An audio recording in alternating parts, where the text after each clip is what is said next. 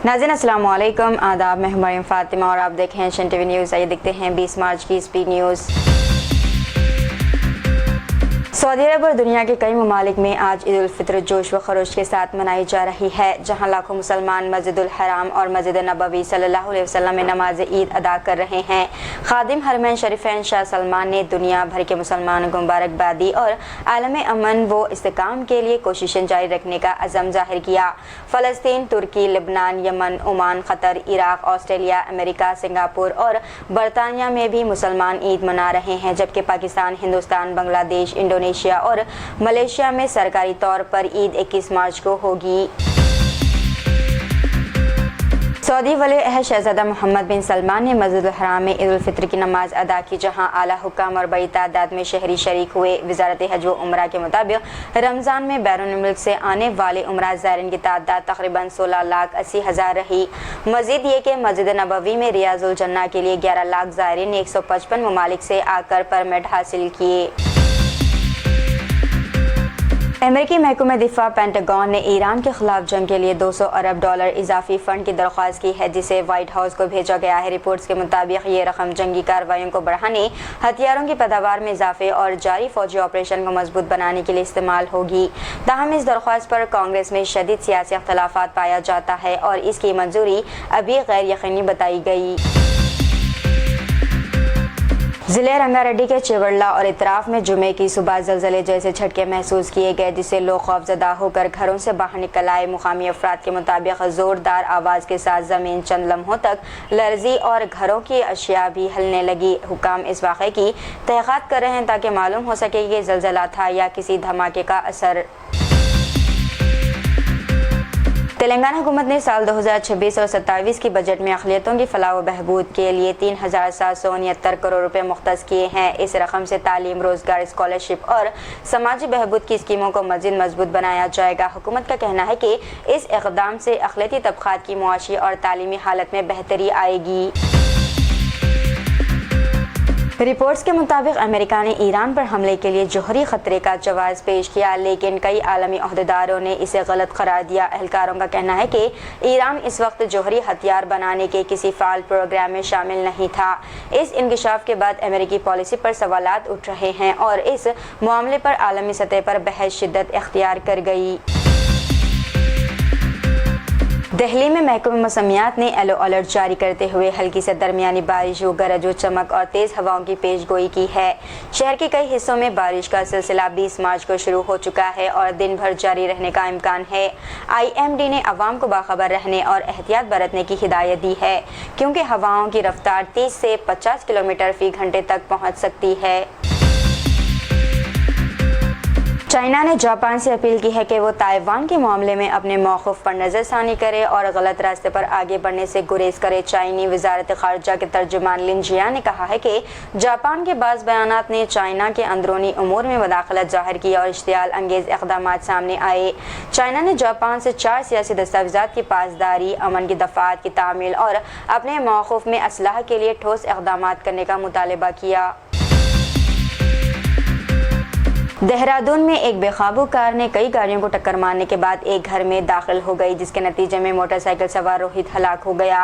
हादसे में दीगर अफराद शदीद जख्मी हुए और इन्हें फौरी तौर पर अस्पताल मुंतकिल किया गया। पुलिस ने कार को सीज कर लिया और ड्राइवर को हिरासत में लेकर मुकदमा दर्ज करके कार्रवाई शुरू कर दी।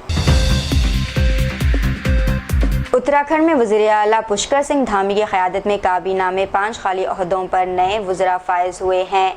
नए वज़रा में 3 पहली बार, 1 दूसरी बार और 1 चौथी बार वज़ीर बने हैं, जिससे काबीना में मुकम्मल तवाज़ुन कायम हो गया है। तकरीर में बताया गया कि ये तोसी मौजूदा हुकूमत के 4 साल मुकम्मल होने के बाद इलाक़ाई तवाज़ुन और खाली ओहदों की पुरकर्दगी के लिए की गई है।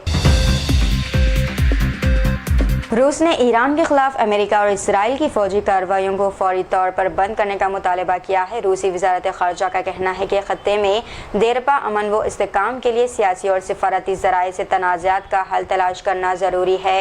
रूस ने तमाम ममालिक के जायज़ मफादात का एहतराम करते हुए मगरबी एशिया में पायदार हल के लिए ताउन की पेशकश भी की है। ईरानी हिलाल अहमर की रिपोर्ट के मुताबिक ईरान जंग में अब तक 204 बच्चे शहीद हो चुके हैं, जिनमें 53 बच्चे 5 साल से कम उम्र के हैं। इसके अलावा 2 हामिला खवातीन भी हलाक हुई हैं और 18,000 से ज़्यादा आम शहरी जख्मी हुए हैं।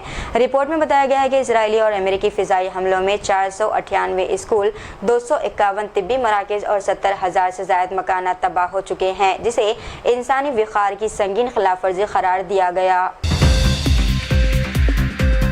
कुवैत की बड़ी ऑयल रिफाइनरी मिनला हमदी पर आज कई ड्रोन्स के हमले के नतीजे में शदीद आग भड़क उठी। रिफाइनरी के मुख्तलिफ हिस्सों में आग लगने के बाद ऑपरेशनल यूनिट्स को फौरी तौर पर बंद कर दिया गया, ताहम इब्तदाई तौर पर जानी नुकसान की इत्तला नहीं मिली। कुवैती हुक्काम का कहना है कि यह हमला ईरान की जानिब से खलीजी ममालिक की तवन्नाई की तनसीबात को निशाना बनाने की कार्रवाइयों की एक कड़ी समझा जा रहा है और आग पर काबू पाने के लिए फायर ब्रिगेड्स मौके पर मौजूद हैं। भारत ने ऑस्कर के लिए नामजद film the voice of Hind Rajab की रिलीज को CBFC की जानिब से हसास करार देने के बाद रोक दिया है। ये फिल्म हिंद रजब की कहानी पर मबनी है, एक 6 साला फ़लस्तीनी बच्ची जो 2024 में इसराइली कार्रवाइयों में मारी गई थी। डिस्ट्रीब्यूटर के मुताबिक रिलीज रोकने की वजह भारत इसराइल ताल्लुकात पर मुमकिन असरात बताए गए।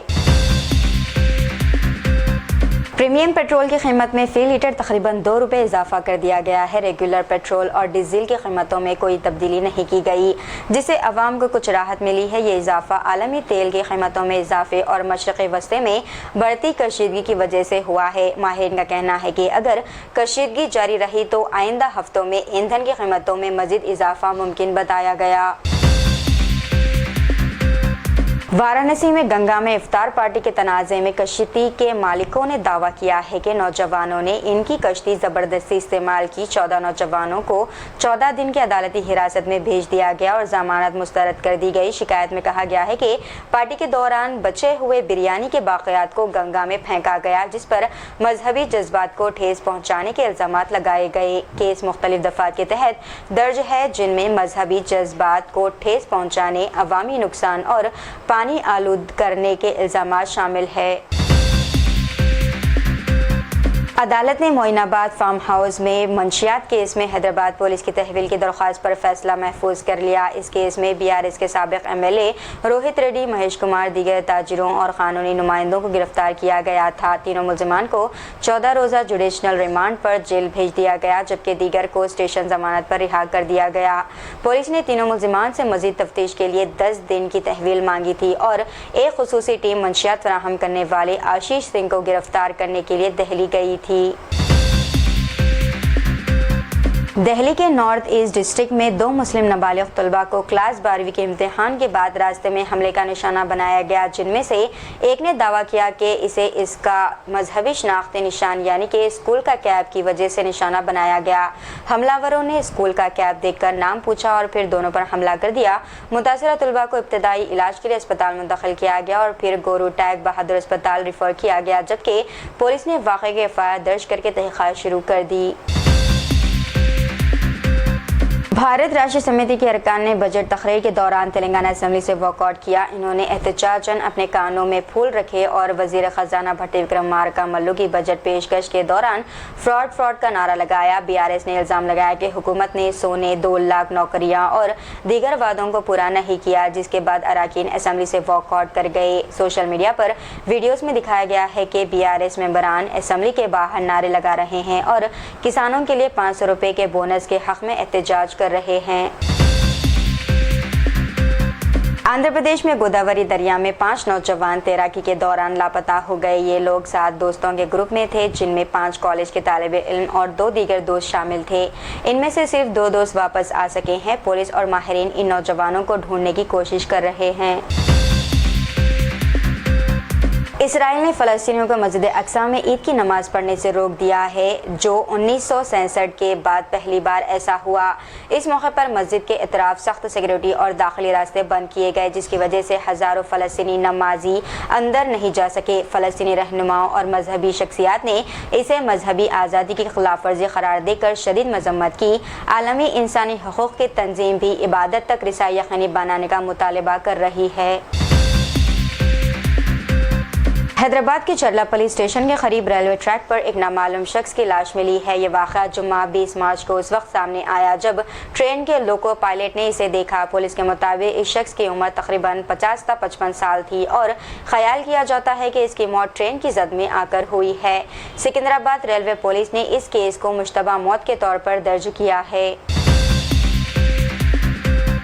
शर्जील इमाम आज यानी कि जुमे को तिहाड़ जेल से बाहर आए। दिल्ली की अदालत ने इन्हें आर्जी जमानत दी है ताकि वो अपने भाई की शादी में शिरकत कर सकें और अपनी बीमार वालदा से मुलाकात कर सकें। 6 साल कैद के बाद अदालत ने इन्हें 20 मार्च से 30 मार्च तक के लिए बाहर रहने की इजाज़त दी है।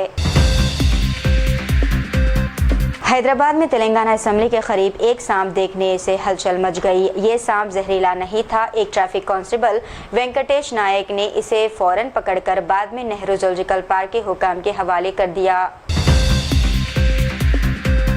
तमिलनाडु में एक शदीद सड़क हादसा हुआ। सेलम के इलाके में एक सरकारी बस कंट्रोल खोकर गाड़ियों पर जा गिरी। हादसे में 8 अफराद जान की बाजी हार गए।